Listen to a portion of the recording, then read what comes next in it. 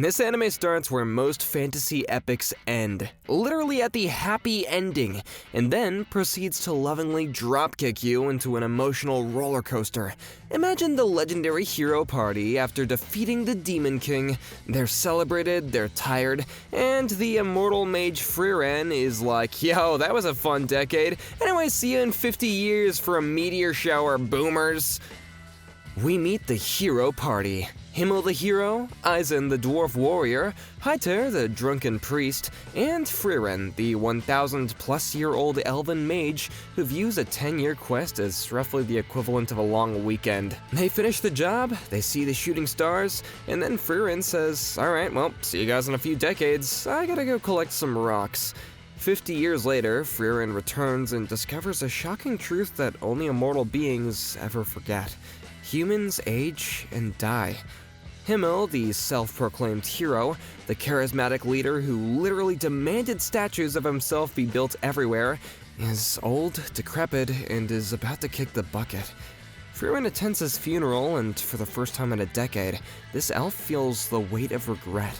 She realizes that she spent 10 years fighting demons and optimizing her magic, but she missed the entire point of friendship. This is the central, genuinely heart-wrenching premise that sets the tone for the series. It's deep, it's profound. It makes you confront your mortality and the preciousness of human connection. And then Frieren decides to embark on a new 1,000-mile journey to the Northern Plateau, the resting place of souls, to finally say goodbye to Himmel. A profound spiritual quest. So, what is the first thing that our Archmage prioritizes? Hunting for a specific spell that cleans rust off bronze statues. This elf, man. This is the biggest mood of the century. Existential trauma? Just collect arbitrary nonsense for 1,000 years. Her motivation for collecting these utterly useless spells is because some idiot, Himmel obviously, once praised her collection. The ultimate millennia-long procrastination. Speaking of Frieren's degenerate tendencies, we have to talk about her greatest weakness, treasure chests. You would think that an archmage who single-handedly buried hundreds of demons would have a simple detection spell, or maybe just blast the box with a generic laser beam. Nope, she's got a spell that has a 99% chance to detect mimics. But she gets so excited about the 1% chance of a grimoire that she just runs in there anyways, every single time. She loses nothing but dignity and hair-fixing time, which, as an immortal, is technically zero cost. She is the ultimate gotcha whale, losing nothing but reputation in a quest for a 1% drop rate.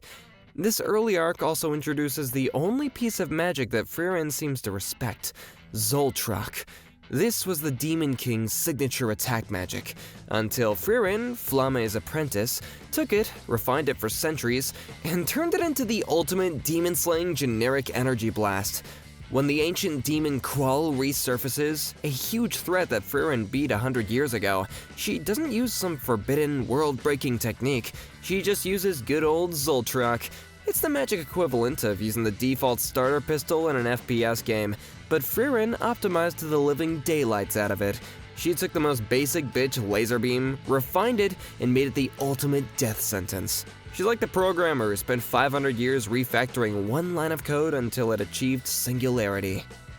Following Heiter's death, after she successfully corrupted Frieren by teaching her how to drink and gave her a heavy dose of responsibility, Frieren inherits Fern, an orphan that Heiter adopted. And this is where the Frieren sitcom truly begins, because the generational power dynamic is immediately inverted. Frieren might be 1,000 years old and the most powerful mage alive, but Fern is the functional adult in the room. In 30 seconds, Fern goes from quiet apprentice to the party's CEO, CFO, and chief disciplinary officer. She manages the travel schedule, the finances, and just makes sure that Frieren remembers to wear pants. When Frieren tries to waste time collecting more garbage magic, like the spell that turns sweet grapes sour, Fern just stands there, judging. Fern is the ultimate tsundere mom. She is the only one who can deliver the death stare that makes a world slayer feel shame. Every time Frieren exhibits her chaotic, immortal energy, Fern's face just says, "Yeah, I'm ordering McDonald's now, cover for me as well. Are you listening?" The true tragedy of the show isn't Himmel's death, it's Frieren having to manage an immortal elf's travel expenses. Next up, we meet Stark, Eisen's apprentice. Stark is introduced as the powerful, slightly traumatized warrior. He looks the part, he's got a giant axe and the massive muscles, but he spends half his screen time, well, screaming. This boy has the biggest heart and loudest lungs in the north. Stark initially hides his fear, fleeing after his village was attacked by demons, but when Frieren throws him into a mandatory fight against a dragon, he overcomes his terror. It's a great moment of character growth. He's finally asked why he fights, why he risks his life. Is it for glory? For treasure? For the legacy of Eisen? Nah, he does it for her. The motivation is simp status. Stark fights for Frieren. The greatest hero party legacy is evolved into a traveling sitcom where the warrior is secretly terrified and only finds courage through the terrifyingly calm mage he secretly has a crush on. And occasionally, he gets struck by Frieren for misbehaving. This is peak relationship content. The middle section of the season escalates the external threat, reminding us that there are still plenty of Demon King remnants running around. But the true purpose of this arc is to reveal Frieren's terrifying strategic depth. We're reminded that Frieren is old enough to have witnessed Moses parting the Red Sea. When she encounters the next batch of high-level demons, like Aura the Guillotine, she gets to unleash her greatest tactical secret, mana suppression. See, Frieren is so powerful that she spends centuries literally bottling up 99% of her mana, making demons think that she was weak. Why? Well, because the Demon King's forces are trained to scout opponents by their mana signature, and if they think that she's just a tiny bug, then they'll approach her all confidently. This isn't just a combat tactic, this is the ultimate 1,000-year-long humble brag. Frieren essentially spent a millennium playing dead just to catch one fly. That's commitment, folks. It's like hiding your 800 credit score just so you can laugh when a salesperson tries to pitch you their crappy interest rate. Locked in the dungeon, Frieren warns Frieren and Stark. Mark my words, these demons are up to no good. Demons cannot be reasoned with. They learn human language only to deceive and destroy. And wouldn't you know it, she's dead right. The Demon Peace Treaty is a scam orchestrated by Aura the Guillotine, one of the late Demon King's top lieutenants, who's basically been on a 30-year warpath up here. With everyone distracted, Aura's minions plan to disable the city's protective barrier and let her army in. These demons are shrewd. They even anticipated that Frieren might be a threat. And now the arc splits into dual action. Frieren versus Aura outside the city, and Frieren and Stark versus Aura's underlings inside. Frieren beelines for Aura because she's the type who goes for the jugular of any operation. Aura is waiting with an army though, but Frieren's not impressed. She's more annoyed that Aura's existence means that she actually has to try a little. Meanwhile, inside the city, Frieren and Stark realize that Frieren was right. Big demon betrayal shocker. The head envoy demon, Lugnair, takes the city's Graf, or lord, hostage and tries to force him to lower the barrier. Frieren and Stark bust in like hero time to rescue the Graf. What follows is one of the most satisfying fight showdowns of the series. Lugnair the Illusionist is a crafty bastard who uses blood tricks and shapeshifting. His partner Linie is a hulking female demon with an axe, and she immediately engages Stark in a duel. Stark is holding back at first as he's still new to this whole fearless warrior thing, and Frieren is trading magical blasts with Lugnair, who's mocking humans as usual. It's tense, but these demons are not pushovers. Frieren and Stark even get injured, but then Stark remembers something crucial. Linie's fighting style looks familiar. He realizes that she's been copying Eisen's axe techniques. However, Linie lacks Eisen's raw strength, meaning that she can't actually one-hit kill with those moves. She's imitating form without the power. Stark's eyes light up with this "I have a cunning plan" vibe, and in one gutsy move, he purposely takes a direct hit from Linie's axe on his shoulder.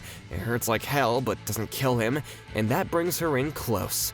Stark then uses that opening to deliver a single decisive slash that cuts her down. Boom! One demon down. My boy Stark coming in clutch again, overcoming fear with strategy and sheer guts. Now it's time for Frieren to shine.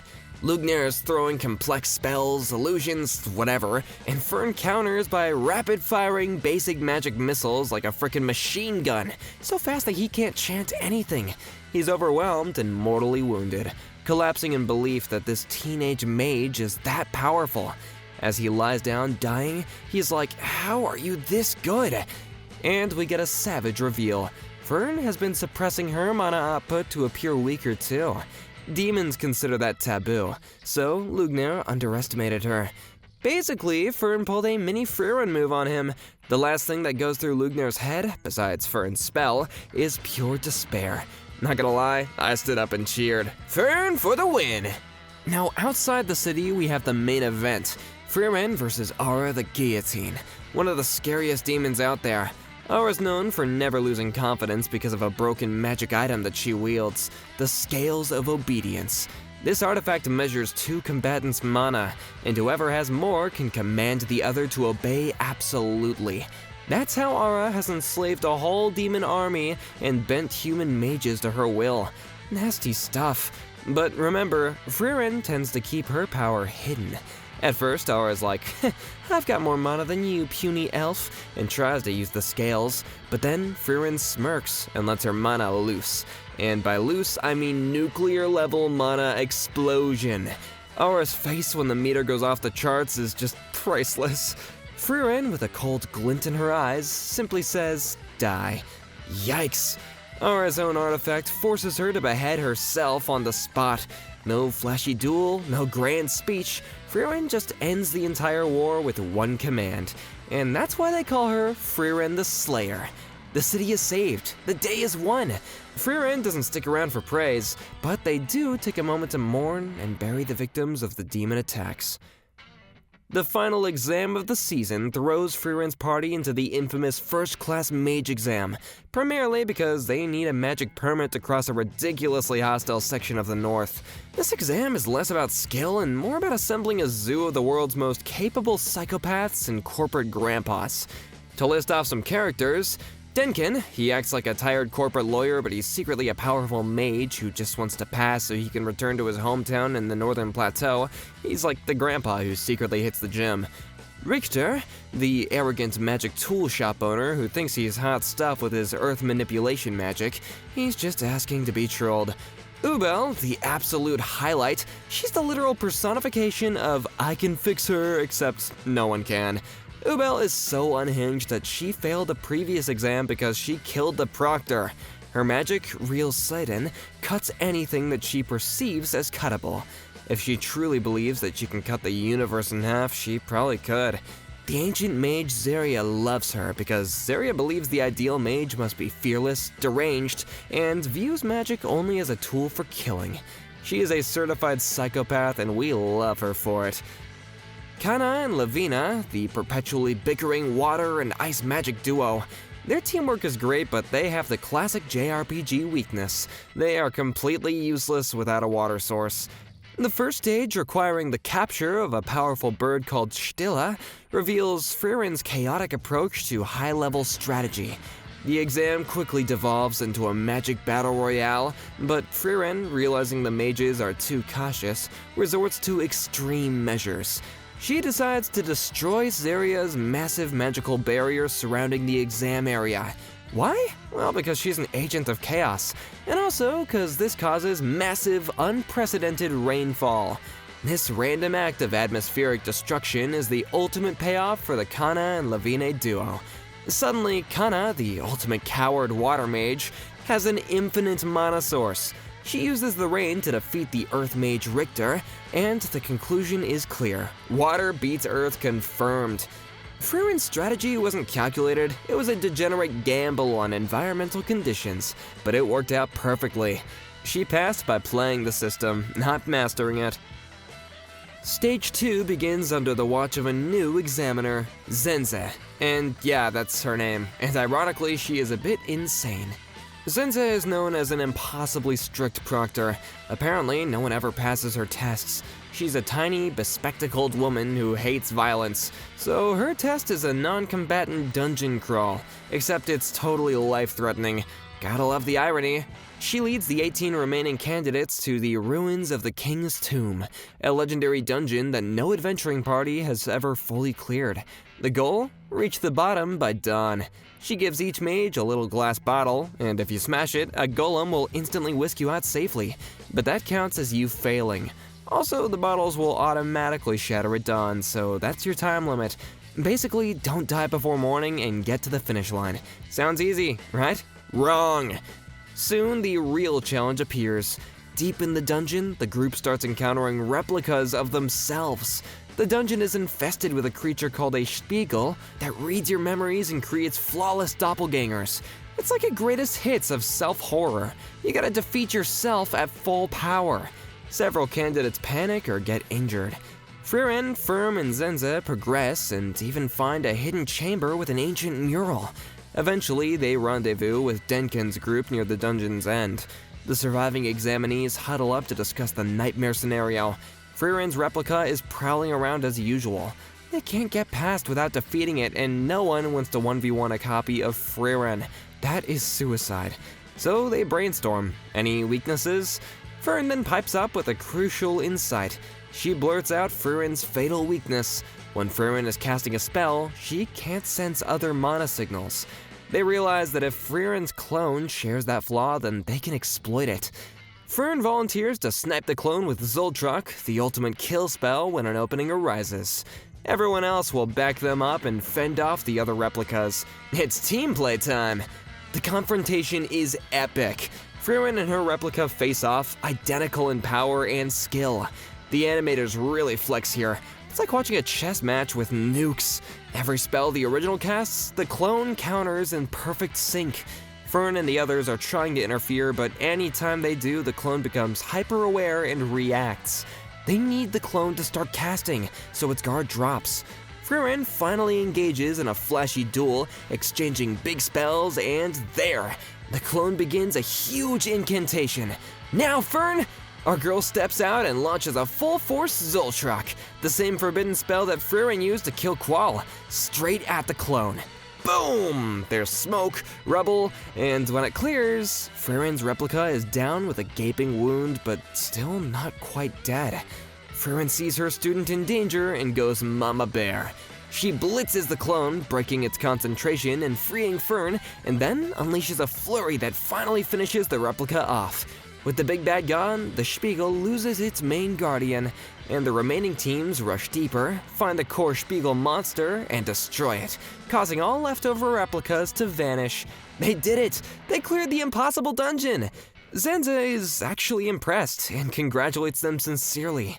A bunch of exhausted, battered mages limp out of the dungeon as the sun rises, while the failures who bailed with golems watch in awe. Stage 2 complete. Only 11 examinees remain. Fern and Frieren are among them, naturally.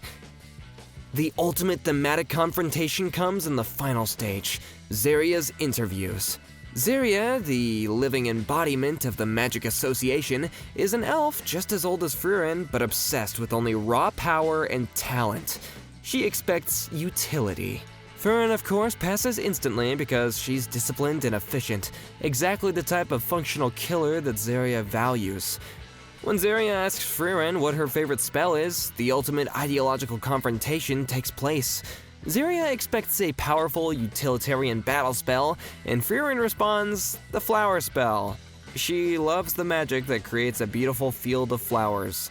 Zaria is furious, asking how Frieren, with such a childish taste, could ever defeat the Demon King, and Frieren drops the thematic hammer. She replies that she was lucky to be in Himmel's party, but also that the flower spell, the very magic that Zaria hates, is what led her to defeating the Demon King. Why? Well, because decades earlier, Frieren used that same sentimental spell to show young Himmel, lost in the woods, a moment of fleeting beauty and connection. This sentimental, useless magic is what connected her to humanity, taught her the value of companionship, and gave her the strength to complete the journey that defined her. This entire season, 28 episodes of action, comedy, and existential dread, is justified by one simple, pointless flower spell. She collects useless magic because an idiot, Himmel, once praised her for it. That's the entire point. It's not about the magic, it's about the memory. So the gang finally gets their permits, says their bittersweet goodbyes in the majestic city of Oberst, and they are back on the road. The true purpose of the journey, which started as Frieren's regret, has fundamentally shifted.